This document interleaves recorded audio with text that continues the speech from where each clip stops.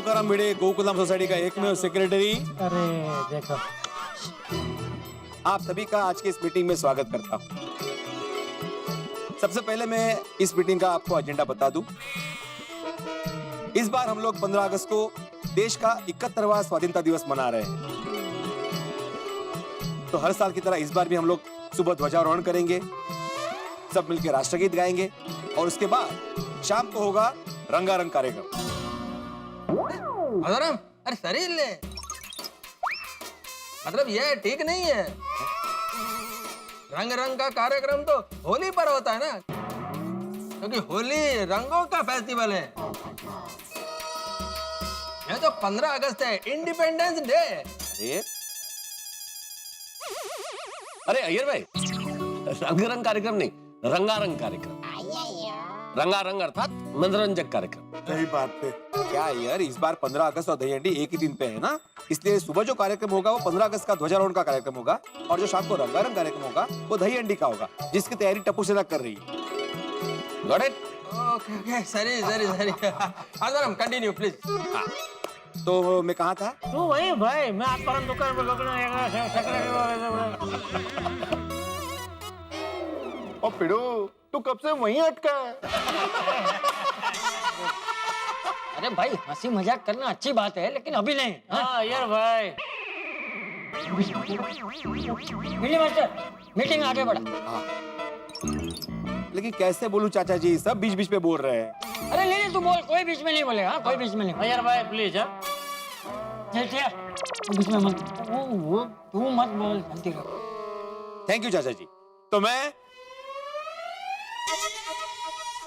Gokuldham society में जो ध्वजारोहण है उसकी बात कर रहा था कि कैसे तय करेंगे कि ध्वजारोहण कौन करेगा।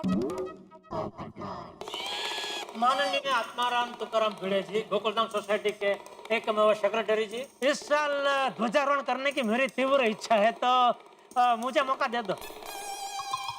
सॉरी जनरल, लेकिन दिस टाइम फ्लैग होस्टिंग का चांस मेरे को मिलना चाहिए। सॉरी अय्यर प्रा, ध्वजारोहण का मौका इस बार तो मैनू मिलना चाहिए जी। सॉरी सोडी, लेकिन इस बार ध्वजारोहण का मौका मुझे मिलना चाहिए। हाथी भाई, सॉरी हाथी भाई, मुझे लगता है कि इस साल ध्वजारोहण करने का मौका मुझे मिलना चाहिए। क्यों? देखिए दोस्तों, बिल्कुल गलत बात है। जैसा कि आप लोग जानते हैं कि किसी भी आयोजन में मैंने अपनी कभी कोई इच्छा प्रकट नहीं की। हाँ तो रहना था ना, आज भी क्यों प्रकट कर रहे हैं ना? तो नहीं जेटलोर, आज की बात अलग है। स्वाधीनता दिवस का मसला है, तो इस देश का एक जिम्मेदार नागरिक होने के नाते, एक लेखक होने के नाते मेरी भी आकांक्षा है कि गोकुलधाम सोसाइटी में ध्वजारोहण मैं करूं।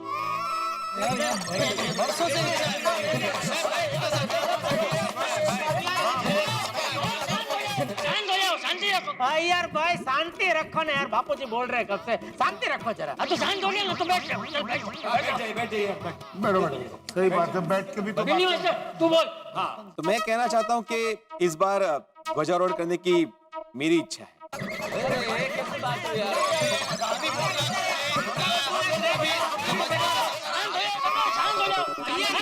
बोल रहे बापू जी, आप चुप नहीं हो रहे भाई, पहले तू चुप हो जा और बैठ जा भाई, बैठ जा। अरे यहाँ कोई घूमने जाने की प्लानिंग नहीं चल रही है, स्वतंत्र दिवस की प्लानिंग चल रही है। इसलिए हर बात का फैसला लोकतांत्रिक तरीके से लिया जाना चाहिए। सही बात है। लोकतांत्रिक मतलब जिसको ध्वजारोहण करने की इच्छा है वो अपनी बात बारी बारी सबके सामने रखेंगे। ये किसी और को नहीं, लेकिन उसे ही ध्वजारोहण करने का मौका क्यों मिलना चाहिए। उसके बाद हम सब सर्वसम्मति से ये तय करेंगे कि ध्वजारोहण कौन करेगा। यस।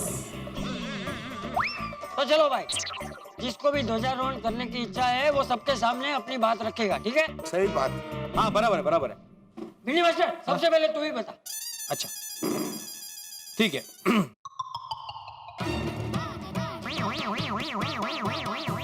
फर्ज कीजिए कि अपना भारत देश एक बाग है, तो बाग में जो कलियां होती है उनका जतन करके उनको फूल कौन बनाता है? बोलो, शिक्षक बना माली है? अरे भैया, मालीगिरी छोड़ो, सीधा सीधा बता कि ध्वजारोहण करने का मौका तुझे क्यों मिलना चाहिए। अरे जेठालाल, मैं ये कहना चाहता हूँ कि देश की युवा पीढ़ी को सही मार्ग दिखाकर उनको भविष्य के लिए जिम्मेदार कौन बनाता है? कौन बनाता है? शिक्षक। बराबर, शिक्षक। तो देश के भविष्य की नींव कौन रखता है? शिक्षक। हाँ। इसलिए मैं आत्माराम तुकाराम भिड़े गोकुलधाम सोसाइटी का एकमेव शिक्षक इस बार ध्वजारोहण करने के लिए अपना नाम आगे करता हूँ। आत्माराम, तुम जिस फ्यूचर का बात करता है ना, उस फ्यूचर में देश को साइंस और टेक्नोलॉजी में कौन आगे लेके जा सकता है? एक साइंटिस्ट। और आने वाला टाइम साइंस और टेक्नोलॉजी का है, इसलिए देश का प्रोग्रेस साइंटिस्ट पर डिपेंड करता है, क्योंकि साइंटिस्ट नया नया रिसर्च करता है जिससे देश को ही नहीं पूरे वर्ल्ड को फायदा होता है। इसलिए being a scientist, flag hoisting के लिए मैं अपना नाम आगे करता हूँ। Well said Iyer. नंडी नंडी बबीता। एक मिनट, आप सब मेरी बात भी सुन लीजिए। देश के लोकतंत्र का चौथा स्तंभ कौन होता है? पोपट भाई, पहले 3 स्टंप कौन से? अरे स्टंप नहीं अब्दुल, स्तंभ स्तंभ। ठीक है, होगा कुछ, छोड़ो। वो ऐसे कैसे छड्डो भाई, मैनू जानना है। ओ पप्पू, तू बता पहले 3 स्तंभ कौन से हैं? सुनिए, वो पहले 3 स्तंभ वो अभी महत्व के नहीं है। अभी चौथे स्तंभ की बात चल रही है ना, मैं बाद में तुझे बताता हूँ। नहीं पोपटलाल जी, आपको पता भी है कि नहीं कि लोकतंत्र के 3 पहले स्तंभ कौन से हैं? मुझे तो पता ही होगा ना, आपको नहीं पता? अरे मुझे कैसे नहीं पता भाई? हमारी कार्यपालिका, हमारी न्यायपालिका, हमारी विधायिका, 3 स्तंभ है हमारे। सुना सोडे? हाँ, तो भाई अब चौथे स्तंभ की बात करें। देश के लोकतंत्र का चौथा स्तंभ पत्रकार होता है। बिल्कुल बिल्कुल। तो उसका क्या? बताता हूँ भाई, पत्रकार समाज का आईना होता है। वो दिन रात मेहनत करके खबर की तह तक पहुंचता है और समाज के सामने उसकी सच्ची तस्वीर पेश करता है। वो देश को और समाज को जागरूक रखने का काम करता है। पत्रकार फुवारा होता है। कौन बोला? कौन बोला? कौन बोला? कौन बोला? ये अय्यर भाई। नहीं जेठालाल, मैं नहीं बोला। देखिए, यह मजाक का विषय नहीं है।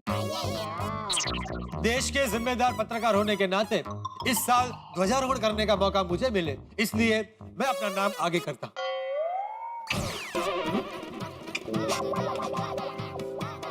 पोपटलाल, तुम्हारा हो गया? जी। तो बैठ जाओ। अब मैं कुछ कहना चाहता हूं। देखिए, देश बनता है अपने लोगों से। अगर लोग तंदुरुस्त नहीं होंगे तो देश तंदुरुस्त नहीं होगा। और लोगों की तंदुरुस्ती और स्वास्थ्य का ध्यान रखते हैं डॉक्टर। इसलिए ध्वजारोहण के लिए मैं अपना नाम आगे करता हूं। दोस्तों, इस ध्वजारोहण के संबंध में मुझे भी मेरी बात रखने का अधिकार है, तो मैं आपसे इजाजत चाहता हूं कि मैं भी अपनी बात रखूं। मैं अपने बात के प्रारंभ में सिर्फ एक छोटा सा सवाल करना चाहता हूं। आखिर सोई हुई चेतना को कौन जगाता है? अभी चेतना को तो उसके परिवार वाले ही जगाते होंगे ना मेहता साहब। अभी इधर चेतना कहाँ से आई? कौन है चेतना? जेठालाल, मैं मजाक नहीं कर रहा हूं और ये मजाक का विषय भी नहीं है। मैं किसी महिला चेतना की, किसी व्यक्ति चेतना की बात नहीं कर रहा। मैं तुम्हारी, मेरी, आपकी, समाज की, इस देश की चेतना की बात कर रहा हूं। आखिर इस देश की चेतना को, समाज की चेतना को जागृत कौन करता है? एक लेखक। लेखक के पास सबसे बड़ा हथियार होता है कलम का। कलम नहीं होती तो कोई आंदोलन खड़ा नहीं होता। लेखक अपनी कलम से कला और संस्कृति को अक्षुण्ण रखने का प्रयास करता है। अपनी कलम से, अपने लेखन से, अपनी रचना धर्मिता से वो एक समाज को, राष्ट्र को एक नया आकार देने की कोशिश करता है। समाज के और राष्ट्र के निर्माण में अपनी अहम भूमिका निभाता है। इसलिए मित्रों, मुझे लगता है स्वाधीनता दिवस के शुभ अवसर पे अगर ध्वजारोहण का ये पवित्र पावन मौका किसी को मिलना चाहिए तो एक लेखक को मिलना चाहिए। हाँ। यानी कि मुझे। इसलिए मैं इस ध्वजारोहण के लिए अपना, यानी कि तारक मेहता का नाम प्रस्तावित करता हूं। ओ यारो, और देश के लिए सबसे ज्यादा जरूरी है देश के पहिए। देश के चक्के हमेशा अगर घूमते रहेंगे तो हमारे देश की गड्डी एकदम मक्खन वर्गे एकदम आगे बढ़ती जाएगी। और ये सब हमारे जैसे मैकेनिकल इंजीनियर ही करते हैं। बड़े बड़े ट्रक, डंपर, ट्रेन, यहां तक कि एरोप्लेन भी हमारी वजह से ही चलते हैं। अगर ये चलते रहेंगे तो हमारा देश हमेशा तरक्की करता रहेगा, विकास करता रहेगा। इसलिए मेरी आप सबसे विनती है कि इस बार ध्वजारोहण का मौका मुझे दिया जाए। Thank you.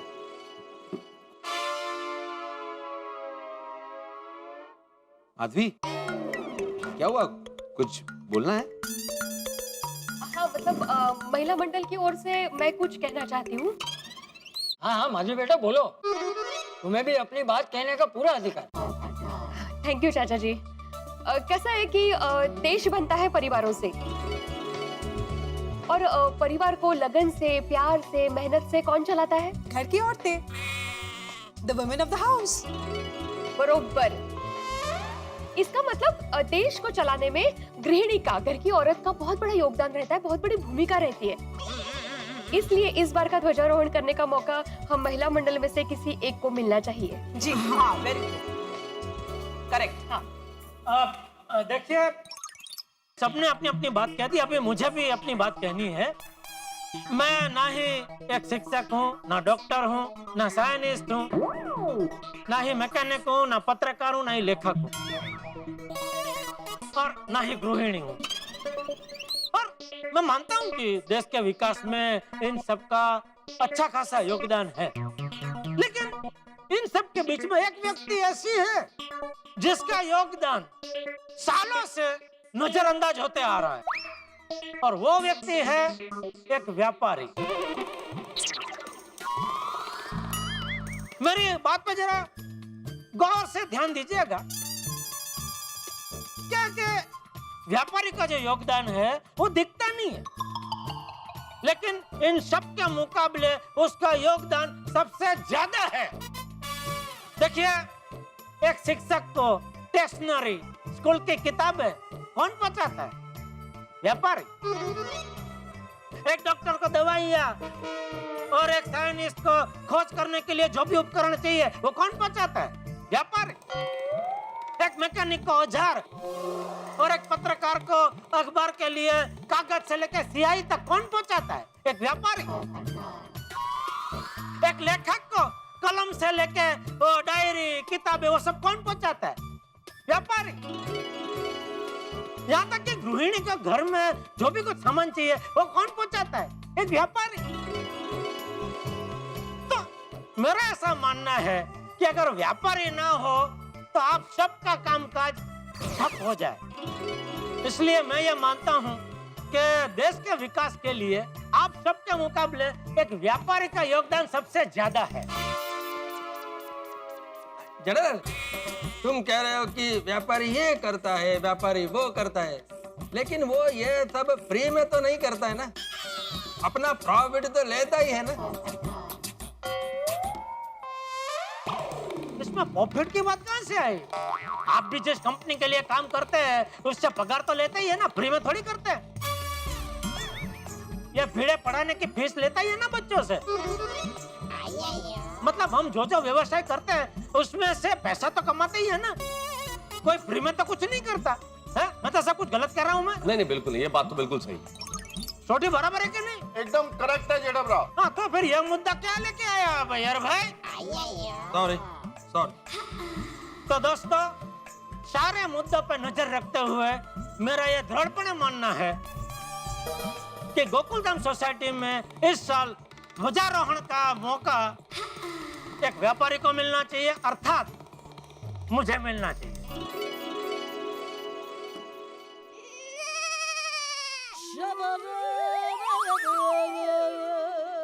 देखिए, सबने अपनी अपनी बात आगे रखी। देश के विकास में सभी का महत्वपूर्ण योगदान है, इसलिए अभी यह तय करना मुश्किल है कि ध्वजारोहण कौन करेगा।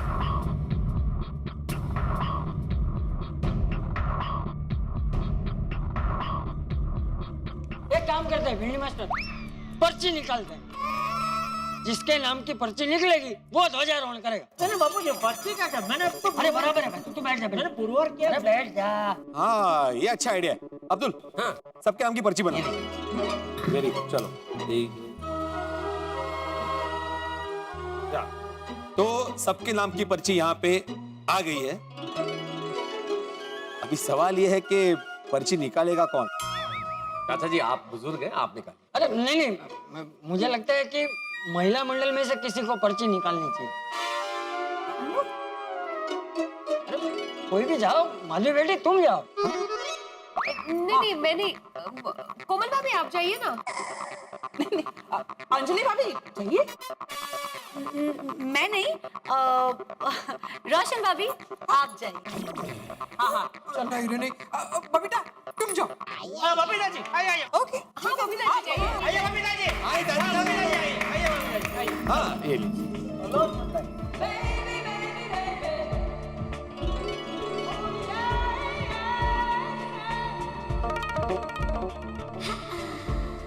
निकालिए निकालिए बबीता जी।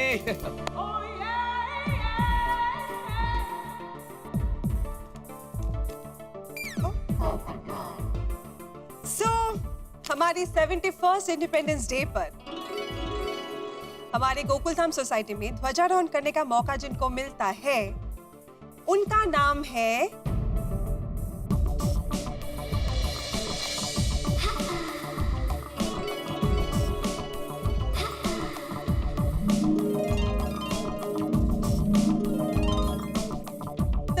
उनका नाम है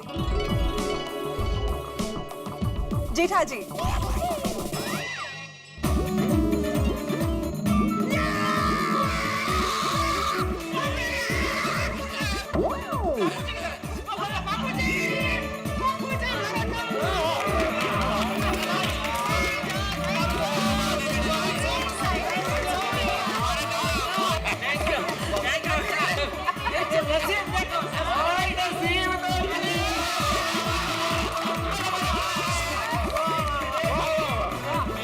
ऑफिशियली अनाउंस करने दो। तुम नीचे उतरो पहले। नहीं ठीक है मजा आ रहा है।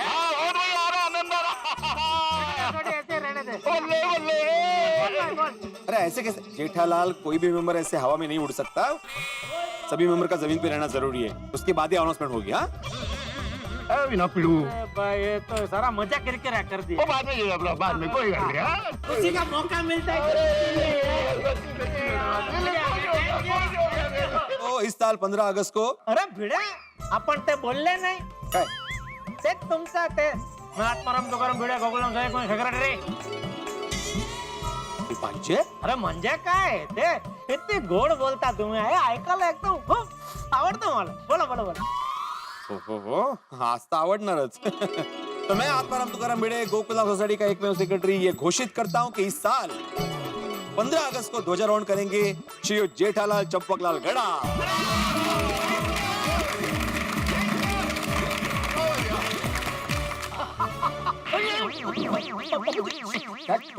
सॉरी बापू जी, लगा तो नहीं? ले लगा। सॉरी। तो मैं आत्माराम तुकाराम भिडे गोकुलधाम सोसाइटी का एकमेव सेक्रेटरी ये घोषित करता हूँ कि आज की मीटिंग एक मिनट भिडे, मीटिंग समाप्ति की घोषणा के पहले एक और घोषणा कर के ध्वजारोहण के बाद मेरी तरफ से सबको फाफड़ा जलेबी की पार्टी।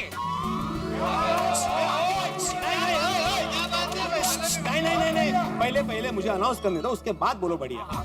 तो मैं आत्माराम तुकाराम भिडे गोकुलधाम सोसाइटी का एकमेव सेक्रेटरी सबको ये सूचित करता हूँ कि 15 अगस्त को ध्वजारोहण के बाद जेठालाल चंपकलाल गड़ा की तरफ से जलेबी फाफड़ा की पार्टी होगी।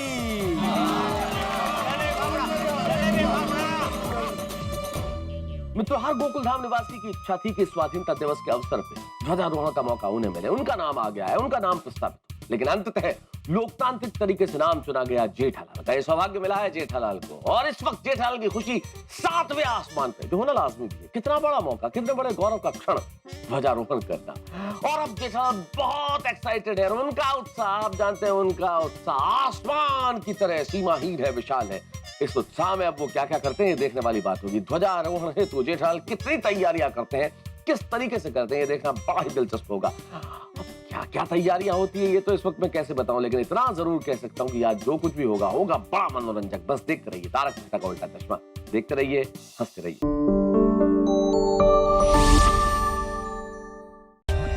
For more updates, subscribe to our channel, click the show links and enjoy watching the videos.